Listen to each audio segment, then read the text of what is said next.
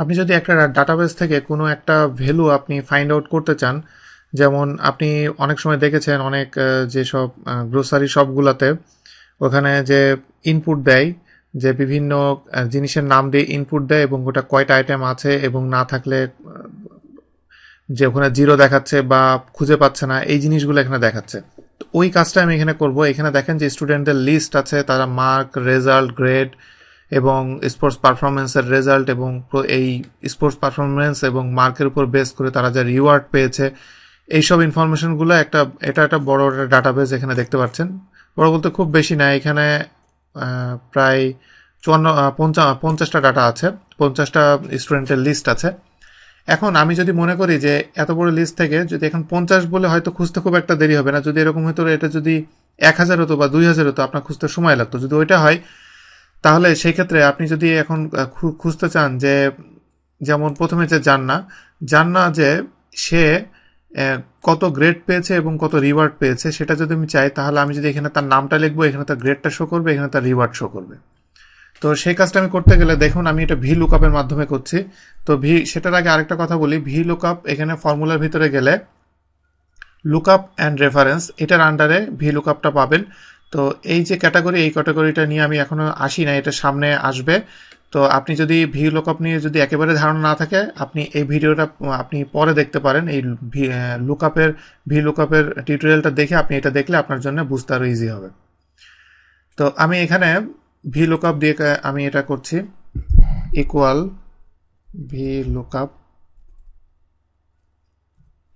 V lookup নেওয়ার পরে এখানে আমাকে লুকআপ ভ্যালু যেটা সেটা দিতে হবে। লুকআপ ভ্যালু আমি দিব যার নাম দিয়ে আমি খুঁজতে চাই, সেই ভ্যালুটাই এই সেলটা সিলেক্ট করব।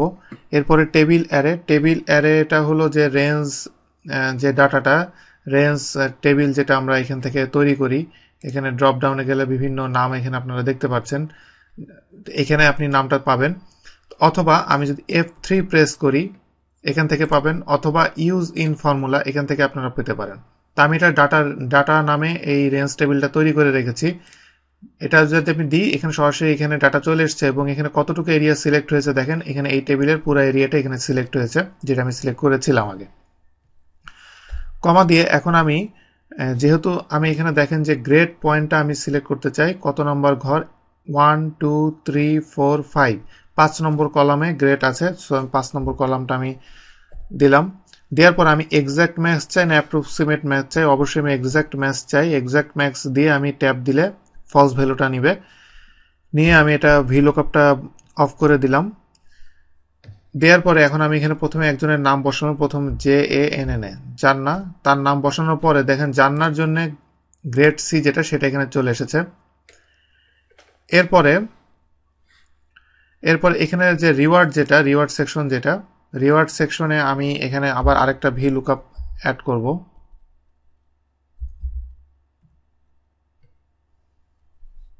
লুকআপ ভ্যালু এটা কমা ডাটা কমা, এখন কলাম নাম্বার দিব কারণ আমি এখানে রিওয়ার্ড যেহেতু দিচ্ছি 3 4 5 6 7, রিওয়ার্ড ভ্যালুটা 7 নম্বর কলামে আছে, আমি 7 দিব, দিয়ে কমা দিব। দিয়ে এখন আমি যদি এক্সাক্ট ম্যাচ চাই তাহলে আমি ফলস দিব, দিয়ে আমি ভি লুকআপটা ফিনিশ করলাম।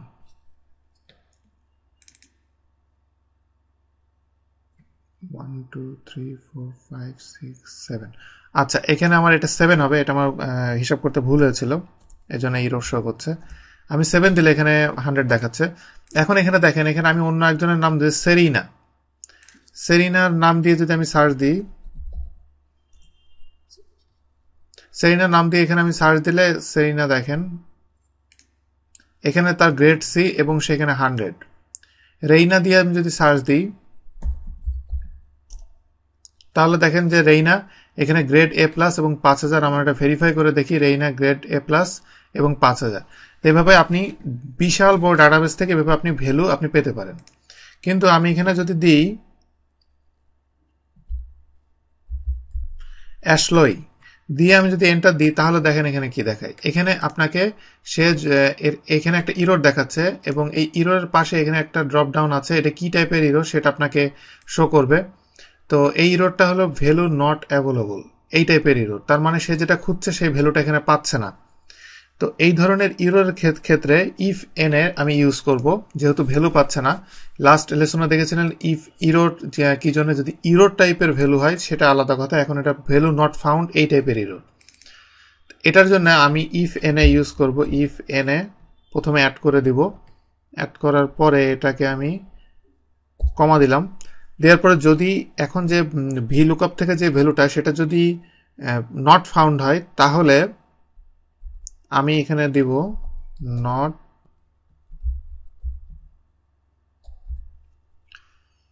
এটাতে আমি নট ফাউন্ড দিয়ে আমি এন্টার দিব, এবং পরের যে ভ্যালুটা এটাতে আমি ইফ এনে এটাতে আমি অ্যাড করব। অ্যাড করার পরে এটাতে আমি নট ফাউন্ড দিব না, এটাতে আমি অন্য একটা ভ্যালু দিব। রিপিট, এটা আরেকটা ফাংশন, এই ফাংশনটা আমি এখানে অ্যাড করছি।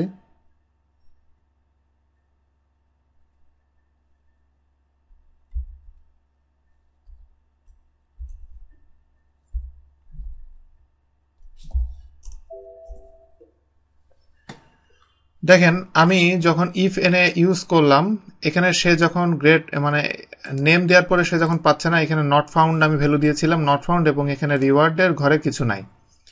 তো এখন এখানে আমি যদি এখন আরেকটা আমি ভ্যালু দিই, LURA লরা, লরা দিলে লরার এখানে দেখাচ্ছে B+।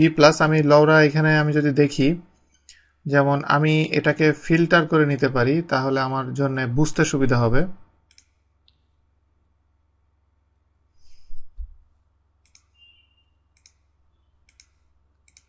আমি এখানে সিলেক্ট থাকতে হবে এই অবস্থায়, কারণ ওখানে সিলেক্ট বুঝছিল বলে ওইটাকে সে ফিল্টার করছিল। আমি A to Z যখন শর্টিং করলাম, করার পর আমি ফিল্টারটাও উঠিয়ে দিলাম। এবার আমি যদি লরার এখানে যেতে চাই, আলফাবেটিক্যালি আমাকে দেখতে সুবিধা হবে। লরার এখানে সে B+ এবং 5000, লরার এখানে B+ 5000, তার মানে ডাটা আমার ঠিক মতোই সে আউটপুট দিচ্ছে। এখানে আমি নামটা একটু চেঞ্জ করে দিলে দেখেন নট ফাউন্ড, রিভার্স নাই। তো এইভাবে এইটাই হলো মেন থিম, যে ইফ এন এর মেন থিমটা হলো যে যদি ভ্যালু খুঁজে না পায়, তাহলে সে আপনি এখানে যে কাস্টমাইজ করে যে ভ্যালুটা দিয়ে দিবেন সেই ভ্যালুটা এখানে শো করবে, কারণ ওই ইরোরটা যেটা শো করে ওটা দেখতে খুব একটা ভালো লাগে না।